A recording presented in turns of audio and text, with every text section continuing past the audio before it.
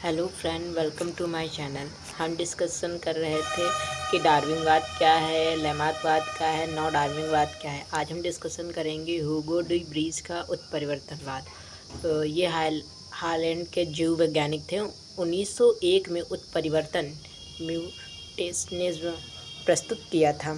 अध्ययन किस पर किया था? इवनिंग प्रिमरोज पौधे पर अध्ययन किया था। पाया कि उसके कुछ पौधों में अकस्मात ही कुछ ऐसे लक्षण उत्पन्न हो जाते हैं जो मूल पौधे से पूर्णतः भिन्न होते हैं, और ये क्रिया होती किसके कारण है? उत्परिवर्तन के कारण। तो आप सीधी भाषा में बता सकते हैं कि अकस्मात होने वाले परिवर्तन को क्या कहते हैं? उत्परिवर्तन कहते हैं। जैसे कि हिमालय था, हिमालय से पहले यहाँ पर सागर था, सागर से ही तो हिमालय का निर्माण हुआ, लेकिन ये परिवर्तन कैसे हुआ? अकस्मात परिवर्तन हुआ। पहले डायनासोर थे, लेकिन अब डायनासोर नहीं है। ये कैसा परिवर्तन हुआ? अकस्मात परिवर्तन हुआ। फिर विशेषताएं क्या हैं? विशेषताएं इनकी हैं उत्परिवर्तन जीवों के जनन द्रव में अचानक विकसित होता है। कैसे? अचानक क्रिया होती है, धीरे धीरे नहीं, अचानक। उत्परिवर्तन प्रत्येक दिशा में होता है। एक लाभप्रद भी हो सकता है और हानिकारक भी हो सकता है। केवल जनन द्रव में उत्पन्न होने वाले परिवर्तन ही वंशागत होते हैं। अगर जनन द्रव में हो रहा है परिवर्तन तो वो वंशागत चलेंगे, वरना वो वंशागत नहीं होते हैं। फिर होता है नई जातियों का निर्माण छोटी छोटी अस्थिर विभिन्नताओं के एकत्र होने से नहीं, वरन संतानों में सुस्पष्ट परिवर्तनों के अचानक उत्पन्न होने के कारण होता है। निर्माण छोटी छोटी मतलब थोड़ा हुआ फिर रुक गया, फिर थोड़ा हुआ, ऐसा नहीं, अचानक परिवर्तन हो जाएगा। फिर क्या होता है कि नई जातियों का विकास धीरे धीरे होने वाले चयन के फलस्वरूप नहीं, वरन अचानक एवं विच्छिन्न रूप से होता है। अचानक हर क्रिया उत्परिवर्तन में कैसी हो रही है? अचानक हो रही है, अचानक परिवर्तन होगा।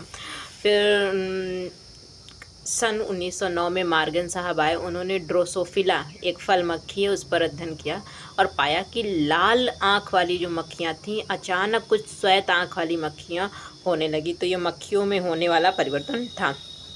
लेकिन डॉक्टर मुलर साहब ने 1948 में ड्रोसोफिला पर ही, जो फल मक्खी थी, उस पर कृत्रिम उत्परिवर्तन विकसित किया था। इसके लिए उनको नोबेल पुरस्कार भी दिया गया था। उत्परिवर्तन की आधुनिक संकल्पना का है मॉडर्न कॉन्सेप्ट ऑफ म्यूटेशन।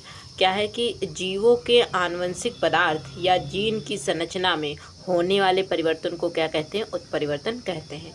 यह दैहिक और जनन कोशिकाओं दोनों में हो सकता है, लेकिन जो दैहिक कोशिकाओं में होता है परिवर्तन, वो वंशागत होता है और ये विकास में महत्वपूर्ण भूमिका निभाता है। फिर कायिक परिवर्तन जीवों में कभी भी किसी भी अवस्था में हो सकता है, जो कायिक परिवर्तन होता है।